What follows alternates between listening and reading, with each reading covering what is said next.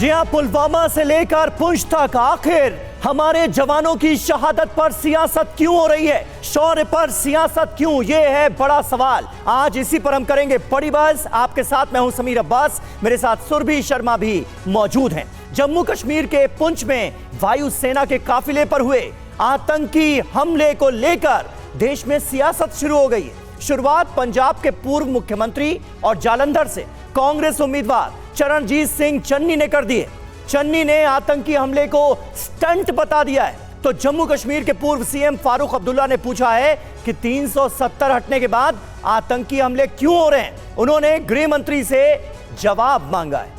अब शहादत पर हो रही सियासत पर बीजेपी हमलावर है, विपक्ष के मंसूबों पर सवाल उठा रही है। वहीं वायुसेना के काफिले पर हमले को लेकर उठाए जा रहे सवालों से सेना के पूर्व अधिकारी भी दुखी हैं। उनका कहना है कि ऐसी सियासत शहादत का मजाक उड़ाती है। आपको बता दें, पुलवामा हमले के वक्त भी ऐसी सियासत हुई थी और ऐसे में सवाल यही है कि पुलवामा से पुंछ तक शौर्य पर सियासत क्यों?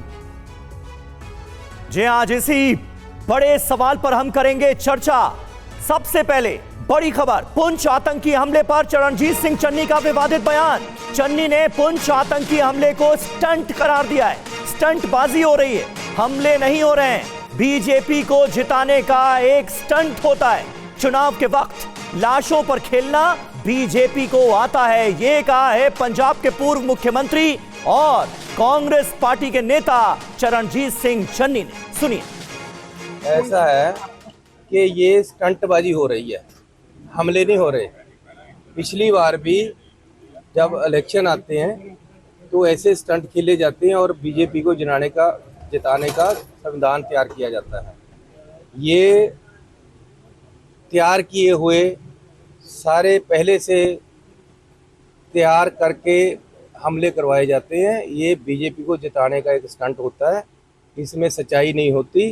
लोग मरवाने और लोगों के लाशों पे खेलना ये बीजेपी को आता है।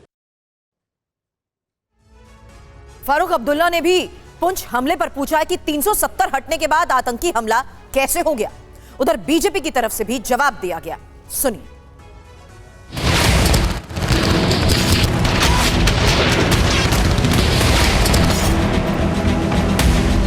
घटिया मानसिकता कांग्रेस की और क्या हो कि जिन्होंने पहले तो अपने ही सेना के जवानों को सशक्त करने की बजाय, हथियार देने की बजाय 10 साल तक दलाली खाने का इंतजार किया।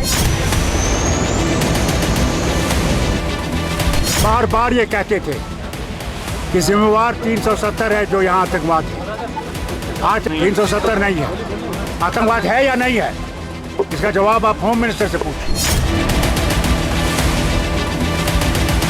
उनका ये कहना कि ये एक इलेक्शन स्टंट है जो बीजेपी करवा रही है, इससे शर्मनाक बात और कोई नहीं होता। मेरे को लगता है कि ऊपर दिखावे के लिए ही बोलते हैं कि जी हम खड़े हैं जवानों के साथ में, पर असलियत जो है वो सामने आ जाती है।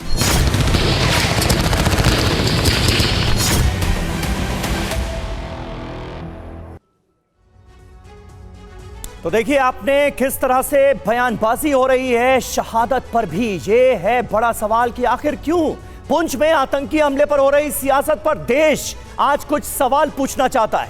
पहला बड़ा सवाल, क्या इसे बर्दाश्त किया जाएगा? देश की रक्षा में जवान शहीद हो रहे हैं और चन्नी को इसमें स्टंटबाजी क्यों नजर आ रही है? दूसरा बड़ा सवाल, क्या चुनावी फायदे के लिए ऐसा बयान दे रहे हैं चरणजीत सिंह चन्नी?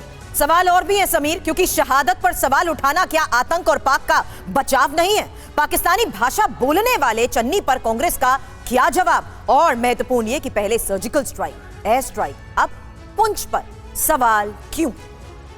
जी हां, और इन सभी सवालों पर आज हम करेंगे अपने मेहमानों से खास बात। मेहमानों का परिचय करा दें। चारू प्रज्ञा, प्रवक्ता भारतीय जनता पार्टी की, थोड़ी देर में आपको स्क्रीन पर नजर आएंगी। डॉक्टर वरुण पुरोहित, नेता कांग्रेस के, हमारे साथ जुड़ चुके हैं। मेजर जनरल ए के सिवाज साहब भी हमारे साथ मौजूद हैं और ब्रिगेडियर विनोद दत्ता भी बतौर रक्षा विशेषज्ञ हमारे साथ जुड़ चुके हैं। वरुण पुरोहित जी, पहला सवाल आपसे, आखिर ये कैसी राजनीति है? शहीदों की शहादत पर भी अब सियासत का इरादा है क्या कांग्रेस पार्टी का? समीर जी और सुरभि जी, आपको नमस्कार। देखिए, कांग्रेस पार्टी कभी भी ऐसे काम नहीं करती। कांग्रेस ने बांग्लादेश बनाया, कांग्रेस ने सिक्किम मिलाई, कांग्रेस ने इतने युद्ध लड़े कांग्रेस के टाइम, भारत जीता है, सेना का गठन कांग्रेस के समय हुआ है, कांग्रेस ने मजबूत करी सेना को। भारतीय जनता पार्टी ने क्या किया आप बताइए? जो देश में सबसे बड़ी धोखा देश के साथ किया है वो अग्निवीर योजना किया है इन्होंने, और उस पे अड़े हुए बैठे हैं कि हम उसी को लाएंगे। अग्निवीर वरुण योजना पुरोहित जी, क्या सवाल है, आप क्या जवाब दे रहे हैं? चरणजीत सिंह चन्नी का आपने बयान सुना, उनको ये लग रहा है कि पुंछ में जो आतंकी हमला हमारे वीर जवानों पर हुआ है वो आतंकी हमला नहीं बल्कि स्टंट है।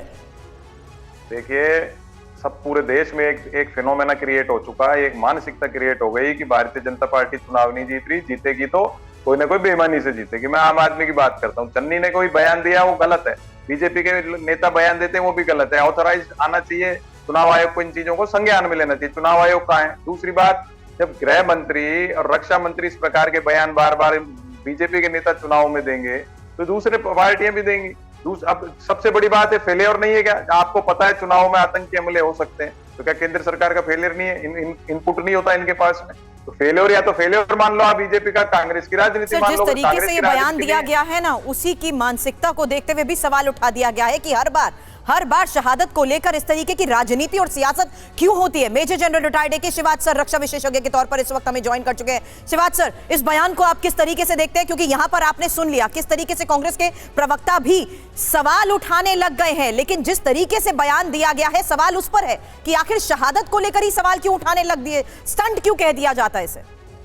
हाँ बिल्कुल, देखो सुरभि, बहुत दुख की बात है कि जो शहीद होते हैं जवान, उसके ऊपर पॉलिटिक्स की जाती है। हाँ। ये हमें समझना चाहिए कि देश की सिक्योरिटी पॉलिटिक्स से ऊपर है। अगर हम इस प्रकार की कार्रवाई करते हैं, जो जवान शहीद हुआ है, जिसने अपने देश के लिए अपनी निछावर कर दी है जिंदगी, उसका आप मजाक उठा रहे हैं और एक प्रकार से आप कहीं ना कहीं पाकिस्तान और पाकिस्तान की जो ISI है उसको मजबूत कर रहे हैं। आप कौन सी भाषा बोल रहे हैं? आपको समझ आना चाहिए कि भारत के जवान खड़े हैं आज बॉर्डर पे, और इसीलिए तो हम चैन की नींद सो सकते हैं। और इस प्रकार के जब बयान होते हैं तो आप देखें उनके मोराल पे कितना इफेक्ट पड़ेगा। ये सोच समझ के, हाँ ठीक है इलेक्शन हो रहे हैं, पॉलिटिक्स है, मगर ये फौज को इससे दूर रखना चाहिए। कोई ऐसा बयान नहीं करना चाहिए जिससे मोराल में कोई ना कोई फर्क पड़े। और मुझे लगता है कि ये बड़ी दुख की बात है, आज इस आदत का जो मजाक उड़ाया जा रहा है, जिस प्रकार से क्वेश्चन मार्क लगाया गया है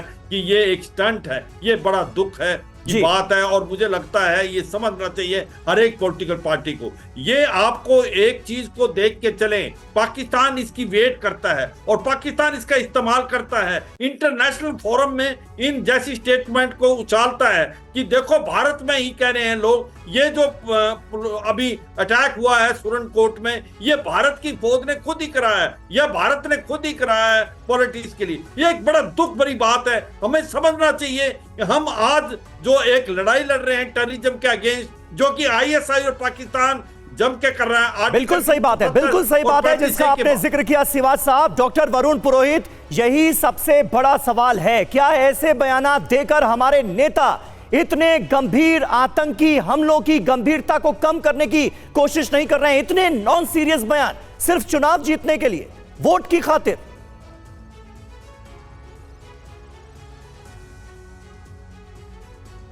दिन भर उनके लिए एंटी स्टंट नहीं बोलते क्या? दिन भर बोलते हैं। ये तो जो मेजर जनरल साहब कह रहे हैं तो सारे सबके लिए शाब्दिक आचरण होना चाहिए, सबको अपनी गरिमा का प्रयोग करना चाहिए। चुनाव में देश को नेतृत्व दे रहे हो, समाज को नेतृत्व दे रहे हो, तो आपके शब्दों में हल्कापन नहीं आना चाहिए।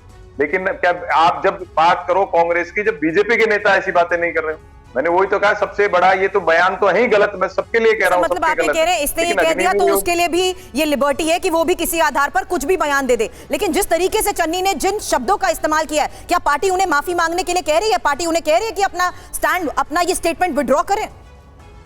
सुरभि जी, आप बार बार चन्नी के पीछे पड़ रहे हो, बीजेपी की बात नहीं कर। रूलिंग पार्टी जो 10 साल से है, अगर इंदिरा जी राजीव जी का मजाक उड़ाती है, उनके लिए अपशब्दों का प्रयोग करता है, तो गलत है कि नहीं आप बता दो। मैं तो कह रहा हूँ चन्नी ने कहा तो गलत है, आप लोग तो नहीं कह रहे हो कोई भी कि बीजेपी कर रही है जो गलत है। यही तो डिफरेंस हो रहा है। ये तो जनता इस बात से तो नाराज है देश भर के अंदर। और अग्निवीर योजना तो पूरी सबसे बड़ी मजाक सेना के बनाई, उस पर कोई प्रश्न नहीं उठा रहा। इस पे तो तुरंत प्रश्न उठाना चाहिए था, अग्निवीर योजना तुरंत रद्द हो जानी चाहिए थी। जो देश के अंदर सेवा का जज्बा होता है, कुर्बान होने का जज्बा होता है, उसी से खेल रही है बीजेपी। तो ये तो आप बयान की बात करो, सबसे बड़ा जज्बा देश की सेवा का, उससे खेल रही है सरकार। उसके ऊपर कोई प्रश्न ब्रिगेडियर विनोद दत्ता, किस तरह से देखते हैं आप इन बयानों को?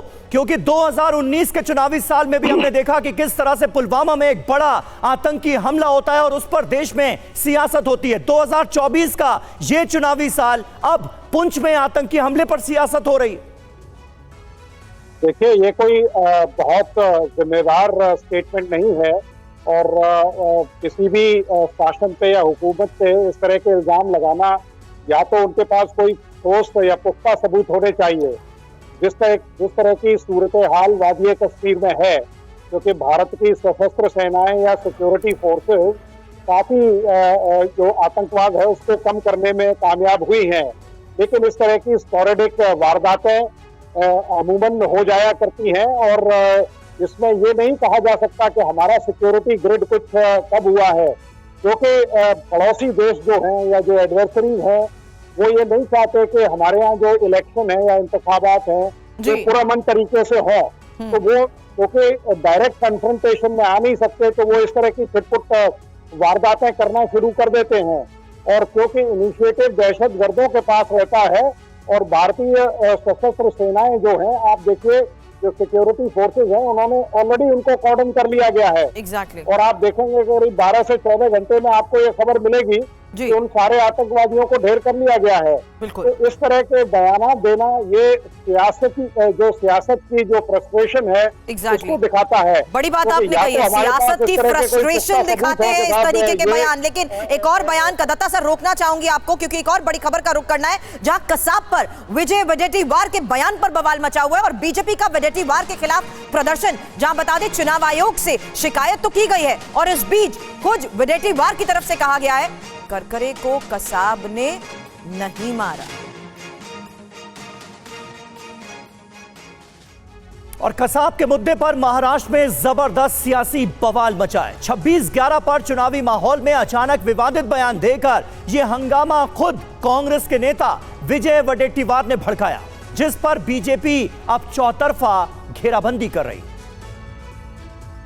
करकरे साहेबांचा ती गोळी कसाबच्या बंदुकीतली नव्हती, कुठल्या अतिरेक्यातली नव्हती, तर ती गोळी एका पोलीस अधिकाऱ्यांची होती, RSS समर्पित। त्यावेळेस ते पुरावे लपवणारा देशद्रोही कोण असेल तर तो उज्ज्वल निकम आहे। आणि अशा देशद्रोहाला जर तिकीट भारतीय जनता पक्ष देत असेल तर मात्र हे देशद्रोह्यांना पाठीशी घालणारा पक्ष आहे का, हा प्रश्न येतो आहे। विजय वडेट्टीवार का बयान आपने सुना, लेकिन बीजेपी किस तरीके से इस पूरे मामले पर हमलावर है, क्या कह रही है, सुनिए। विपक्ष के नेता विजय वडेट्टीवार पाकिस्तान की भाषा बोल रहे हैं और देश के न्यायालय पर भी एक प्रकार से सवाल उठा रहे हैं। जब कोर्ट में हमने सबूत पेश किए, अजमल अमीर कसाब, उसका खुद का इकबाली बयान और जो चश्मदीद गवाह थे जिसने देखा था कि कामा हॉस्पिटल के बाहर अजमल कसाब और उसका साथी अबू इस्माइल बाहर आने के बाद उन्होंने इंडिस्क्रिमिनेट फायरिंग की।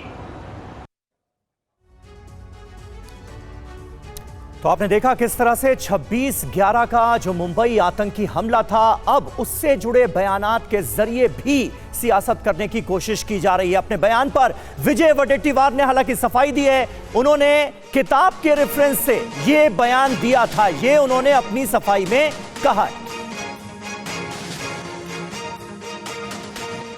वो तो मैंने नहीं कहा हूँ, वो तो SM मुशर्रफ जी ने जो लिखा है किताब में, उसी का हमने दाखला दिया है कि जब सब कुछ था, हेमंत करकरे के बारे में जो गोली चली थी, वो गोली के बारे में जो अतिरेकी की गोली नहीं थी तो फिर किसकी गोली थी, उस बारे में जो लिखा था उसी का संदर्भ हमने दिया था। बयानबाजियां तो आपने सुनी, लेकिन चुनाव में कसाब की एंट्री कैसे? जल्द इंफॉर्मेशन वॉल का रुख करते हुए आपको बता देते हैं कि किस तरीके से विजय वडेट्टीवार की तरफ से कहा गया हेमंत करकरे को कसाब ने नहीं मारा। महत्वपूर्ण यह कि वडेट्टीवार के मुताबिक कसाब को आरएसएस के वफादार एक पुलिस वाले ने मारा है। समीर जी हाँ, देखिए कितना बड़ा बयान है और कितना गैर जिम्मेदाराना भी वडेट्टीवार ने करकरे के बहाने उज्जवल निकम पर दरअसल निशाना साधा है। उज्जवल निकम हमारे साथ इस वक्त जुड़ गए हैं, ये मुझे बताया जा रहा है। उज्जवल निकम जी, बहुत बहुत स्वागत है आपका टीवी 9 भारतवर्ष पर। उज्जवल निकम भारतीय जनता पार्टी के लोकसभा उम्मीदवार हैं और उन पर कांग्रेस पार्टी के एलओपी की तरफ से बहुत बड़ा हमला बोला गया है। उज्जवल जी, किस तरह से आप देखते हैं इस हमले को? अब इस पर भी सियासत होगी क्या कि कसाब ने हेमंत करकरे को नहीं मारा? सीधा आरोप लगा रहे हैं वडेट्टीवार, कहते हैं कि आप देशद्रोही हैं क्योंकि आपने बचाने की कोशिश की असल गुनहगार को।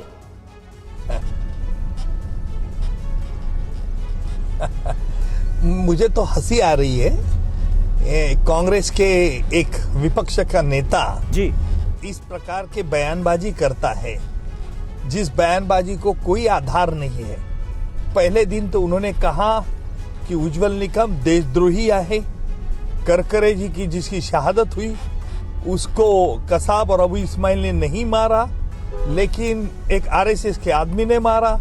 दूसरा झूठ, और एक दिन के बाद उन्होंने और यू टर्न ले लिया और कहा कि एक रिटायर पुलिस ऑफिसर जो कोई इन्वेस्टिगेटिंग ऑफिसर नहीं था, उसने किताब में कुछ लिखा है, उसके आधार पर बोल रहे हैं। दो बात मैं कहना चाहता हूं। पहली बात तो यह है कि अजमल कसाब ने अपने इकबाली बयान में कह दिया था, जो प्रूव हो गया है कि जैसे कामा हॉस्पिटल के बाहर मैं और अबू इस्माइल आ गए तो एक पुलिस जीप आ रही थी, हमने फायरिंग ओपन कर दी, उन्होंने भी फायरिंग की, मेरे हाथ को इंजरी लगी जिसका मेडिकल एविडेंस हमारे पास है जी। और फिर गोलीबार हुआ और मैंने जब देखा हमने गोलीबार के बाद तो पुलिस ऑफिसर की जो जीप थी उससे फायरिंग बंद हो गया।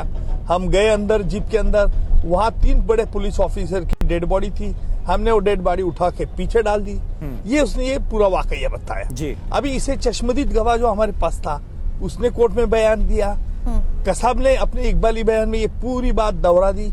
और तीसरा बात जो अहम है कि जिस पुलिस जीप में हमारा एक जाधव, जो अरुण जाधव था, उसका नाम भी ले रहा हूं, वो जिंदा रह गया, बच गया, उसने भी कोर्ट में बयान दिया। चौथी इंपॉर्टेंट बात, पाकिस्तान ने अब तक ये नकारा नहीं, पाकिस्तान ने बोला हाँ सच ऐसी घटना हुई है, लेकिन ये हमारे कांग्रेस के विपक्ष नेता जैसा मेरा कैंडिडेचर बीजेपी ने अनाउंस कर दिया तो इनको मिर्ची लग गई और इन्होंने अब तक इन्होंने आरोप ही कभी लगाए नहीं, लेकिन पहली बार इस प्रकार के बेबुनियाद आरोप लगा दिए। इसका मतलब उन शहादत की आप इंसल्ट कर रहे और 26/11 के आतंकी हमले के बारे में आप कुछ डाउट क्रिएट कर रहे और इससे पाकिस्तान को क्या फायदा होने वाला है, ये तो जरा सोचिए। अब पाकिस्तान क्या कहेगा?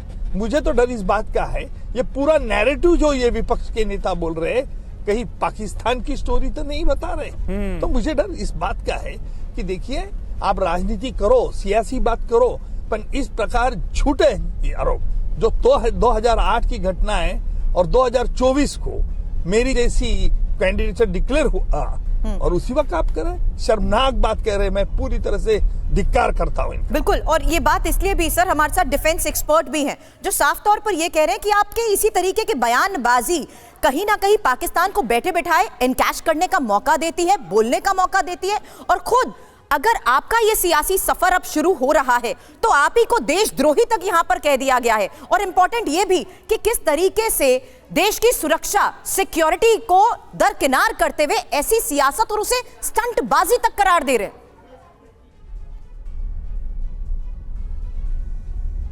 मैं मानता हूं कि राजनीति में सियासी करते वक्त कुछ आरोप लगाए गए थे, लेकिन देश की सुरक्षा 26/11 का आतंकी हमले के बारे में कसाब और अबू इस्माइल और उसके 9-8 जो मारे गए साथीदार, उन्होंने क्या किया था ये पूरे दुनिया के मालूम है।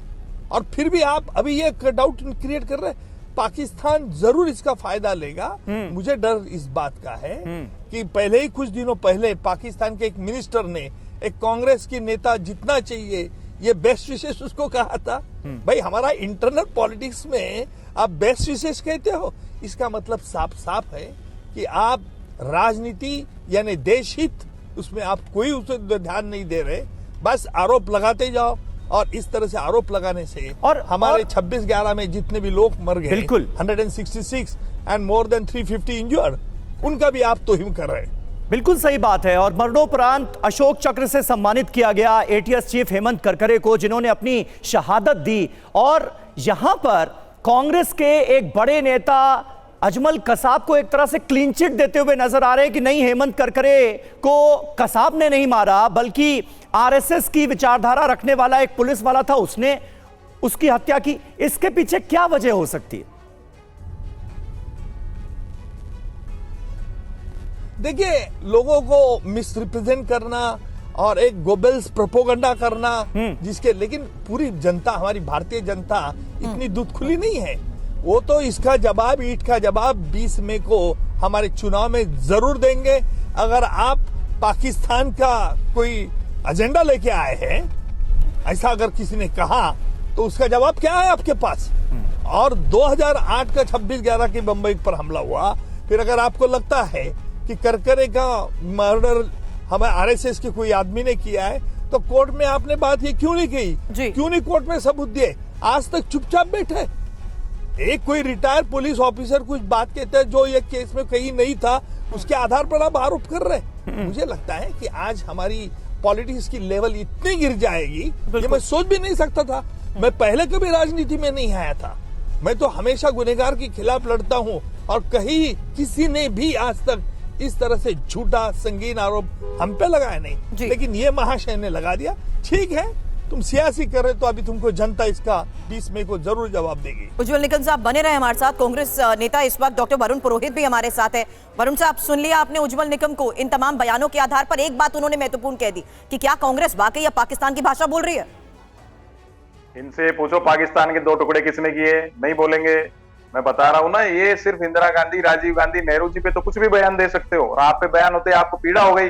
और जिसने किताब लिखी है, अगर उसने गलत तथ्य था तो क्यों नहीं कार्रवाई की? 10 साल से आपकी सरकार है, कुछ भी लिख सकता है गलत सलत कोई आदमी। आपने पट कह दिया, रिटायर्ड अधिकारी था, उसने लिख दिया, कार्रवाई करते गलत लिखा है तो। आप तो प्रश्न उस पर अपोजिशन पे प्रश्न लगा रहे हो। सत्ता में आप हो 10 साल से, कांग्रेस किस बात का जवाब देगी? आपने कहा कांग्रेस इस बात का जवाब देगी क्योंकि वडेट्टीवार कोई छोटे नेता तो है नहीं। वरुण पुरोहित जी कोई छोटे नेता नहीं है ना, एलओपी हैं महाराष्ट्र विधानसभा में।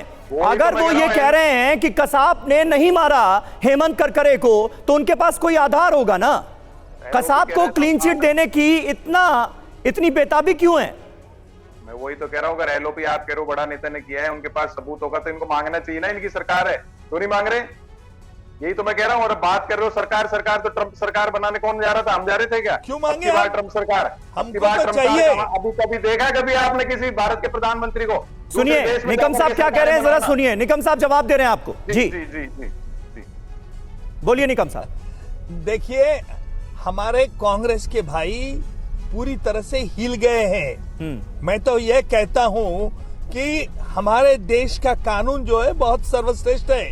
हम क्यों इस पर कॉग्निजेंस, कोई भी लिख सकता है, कुछ भी बक सकता है, लेकिन आप तो लीडर ऑफ अपोजिशन पार्टी है ना, आप पे तो ध्यान चाहिए, आपके समझ में तो बात चाहिए। हमने क्यों कार्रवाई की नहीं, वो कार्रवाई तो सरकार करेगी, उसकी बात छोड़ दो।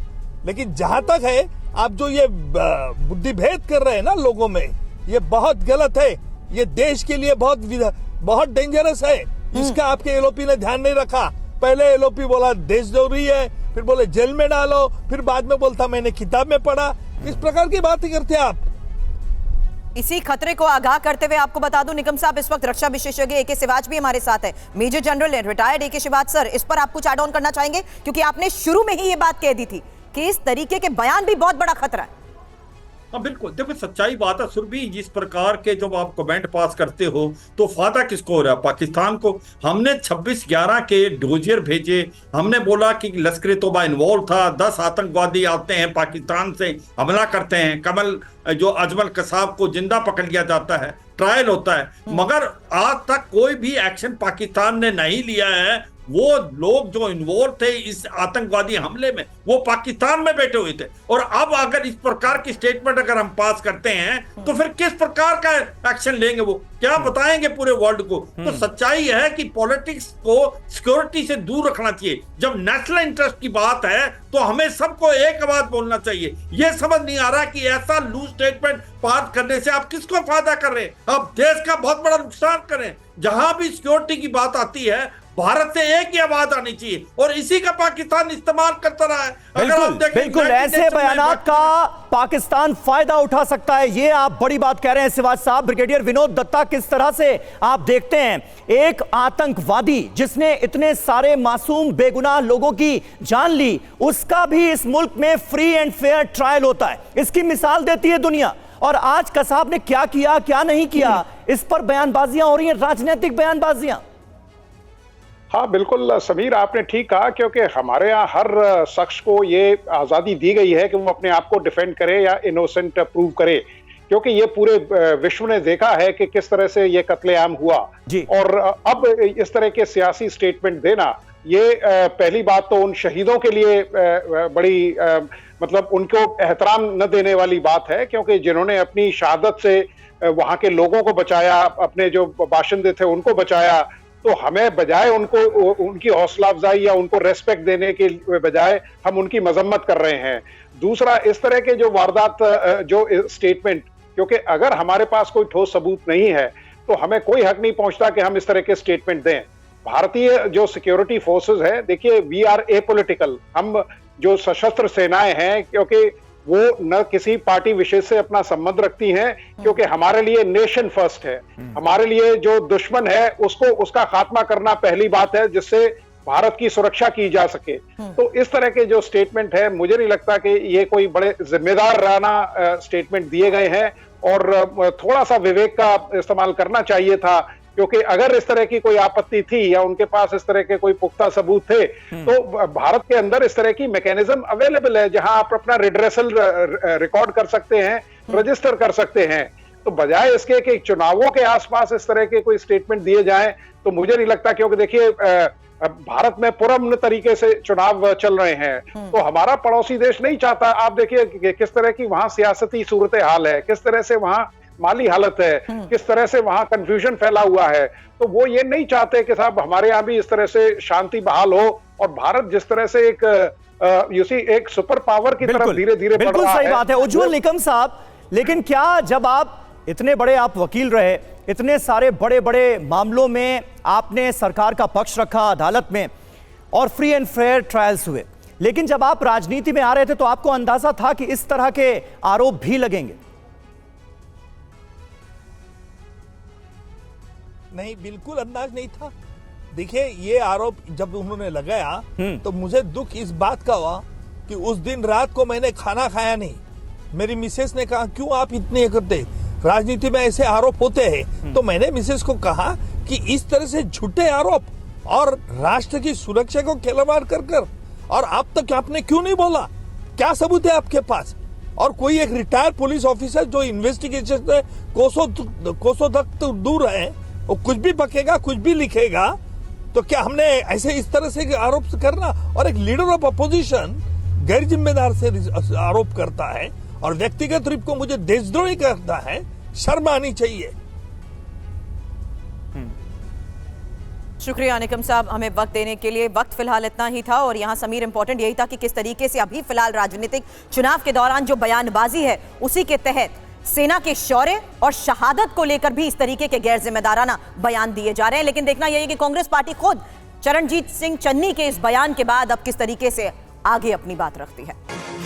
और बड़ी खबर जहां आपको बता दें, उत्तर पूर्वी दिल्ली सीट से नामांकन करेंगे कन्हैया कुमार, और कन्हैया ने नामांकन करने से पहले पूजा भी की है।